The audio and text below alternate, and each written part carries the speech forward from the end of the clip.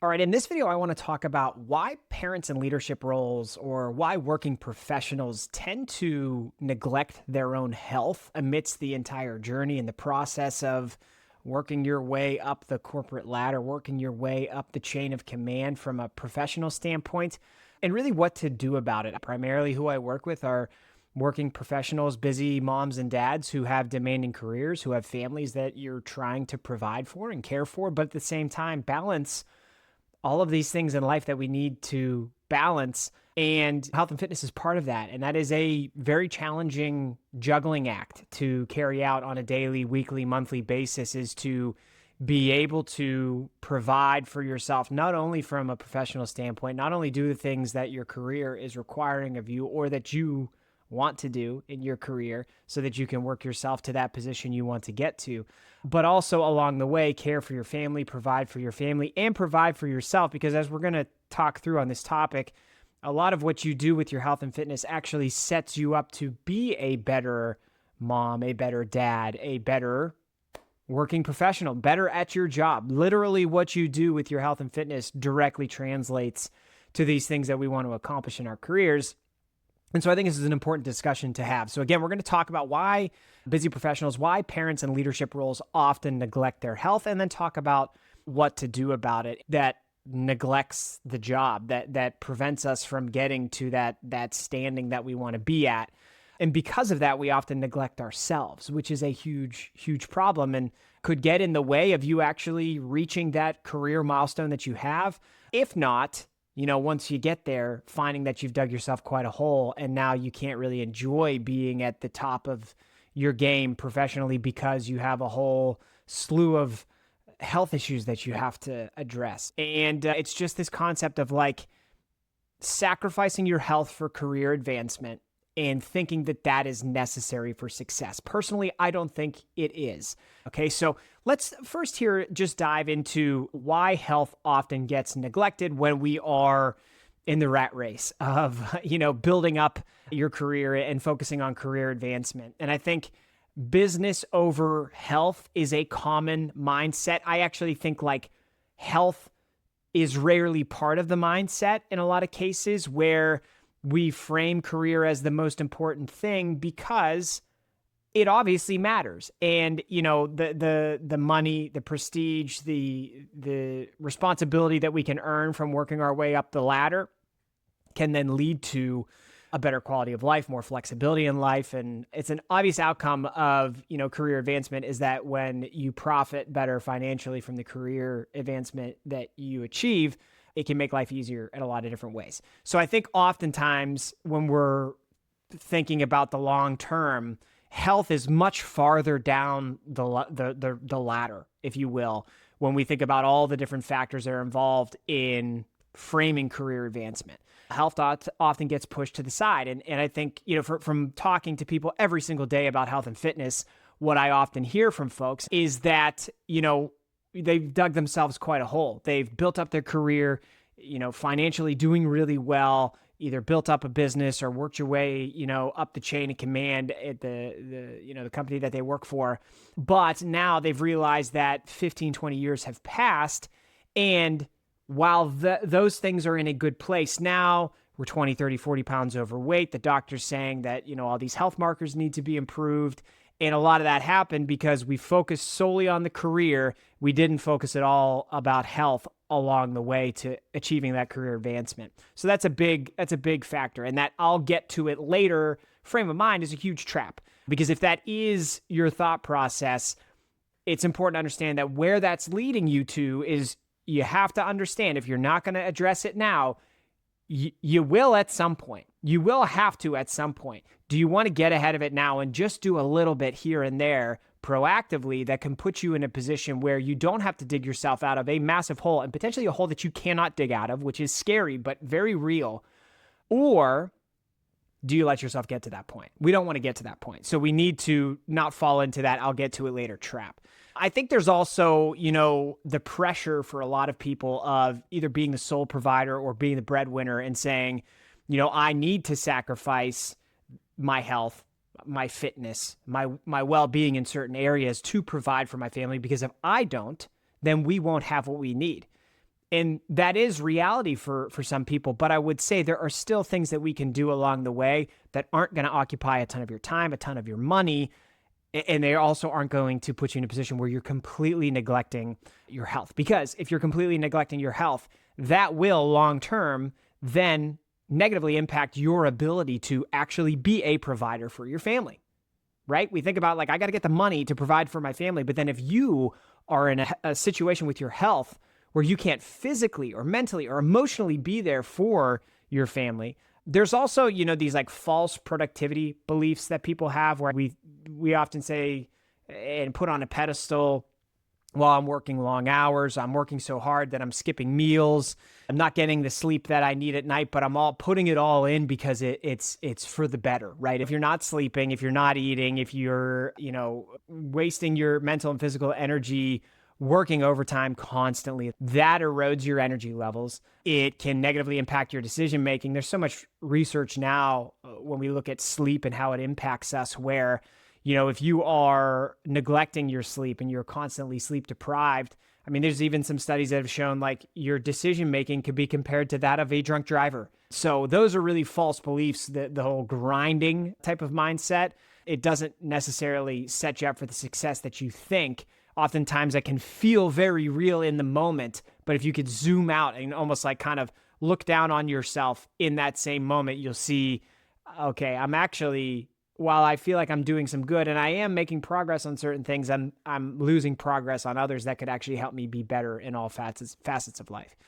There's cultural norms in leadership too, right? I mean, if you are in a leadership position or if you want to be there, you have to, or you feel like you have to exemplify this type of presence where you're hustling, right? You're there. You're constantly present at work. You're constantly putting in the work and seeing that as a badge of honor. And like, yes, there are situations where that is important and where that can really be a positive. But at the same time, I think there's also a lot of respect for the leader who does prioritize their own health and wellness, because then it gives those folks who report to you, they feel like they actually have the ability to do that. You know what I mean? Like they by seeing you model a certain type of behavior, they feel like they can do that same thing for themselves. And then what does that cause? That causes an entire culture that is better overall, because everybody's focusing on not only the work that needs to get done, but prioritizing themselves, so that by prioritizing yourself, it just brings everything else up. I think there's a lot there to really value as well. And the last thing that's on my mind here is just like guilt, right? I think a lot of parents, when they're working and then they have to care for the kids and you just have so many things on your plate on a daily basis, you probably find yourself guilty sometimes or feeling guilty when you think like, I need to take some time for myself. You think, no, I'm a parent. I have a job. I have responsibilities. I need to be there for all of these people. And then you're never there for yourself, partly because you just feel like you shouldn't. And again, the theme here is like, that is actually the opposite of what's going to work you in the direction that you want to go. And that is not going to benefit you long term. If you go in the direction that's not going to support your health and wellness at all, declining energy, which can lead to poor work performance, which is not going to help you advance your career. And it's definitely not going to make you the best parent possible at home. Increased health risks because you're not prioritizing your health or even just doing the preventative stuff along the way. You gain weight, which leads you into having chronic health conditions, stress-related illnesses. There's a lot there that can really negatively snowball. Role modeling too, and I mentioned like modeling behavior for those in your organization, but then also for your families. Like when the kids see their parents modeling a certain type of behavior and always stressed and always working, and that's what they see as reality, they're going to follow along. They're going to think that's the way that life is. We don't want that, right? Nobody wants their kids to be constantly stressed and overworked and underslept and overweight and out of shape. So we have to prioritize ourselves so that they can see us doing it, so that they do it for themselves. That's a big piece of the puzzle too. And then, the long-term consequences. Obviously, it's like if you're focusing solely on your career and solely on all the other people in your life and you're not prioritizing yourself at all, that is more than likely going to lead you to a position 15, 20 years down the road where you have a massive hole that you need to dig out of. And then if you can, it's going to take a lot of work. And for a lot of people, they find that they can't. The reality of that is you put in all this time to work hard, to provide for a better life, and then you end up with a worse life.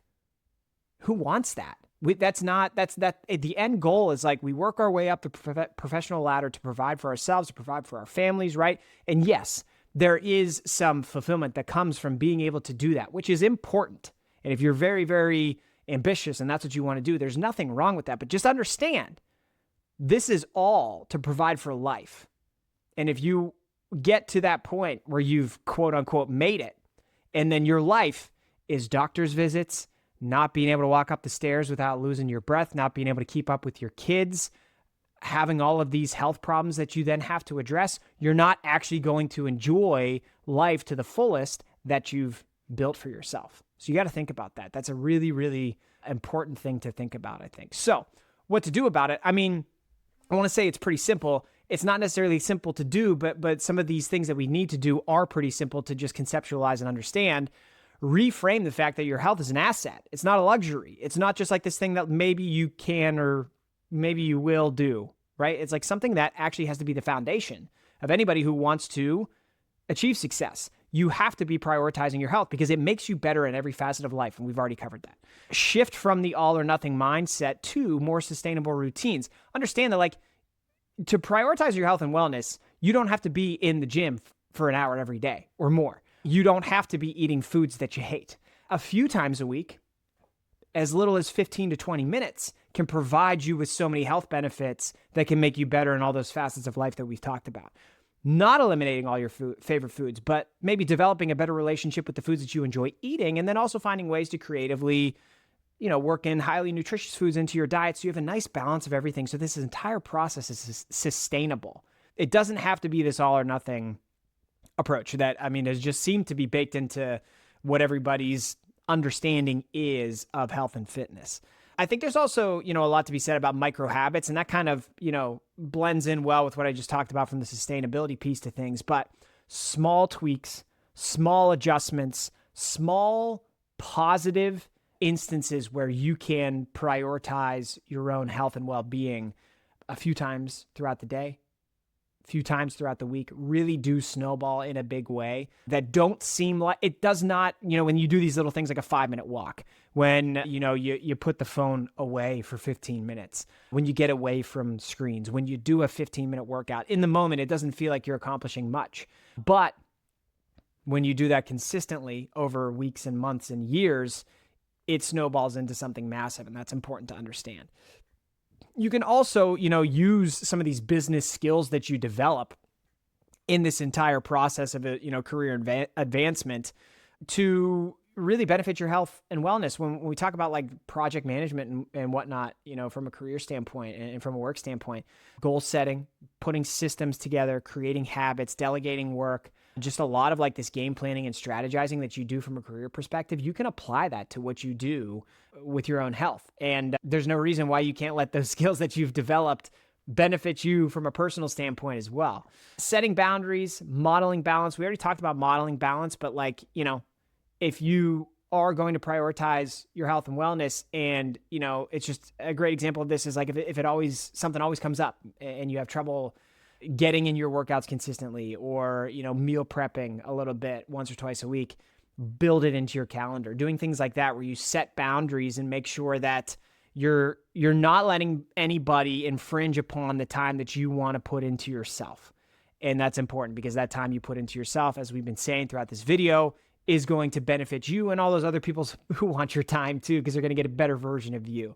And just thinking about the ROI, right? Return on investment is something we think about constantly from a business perspective, but better health leads to sharper thinking, leads to better energy, leads to greater longevity in life and in your career, and it just continues to snowball in a positive direction. So think about what's like one small step you could take this week to do that, to accomplish that. Can you go for one of those 5-minute walks?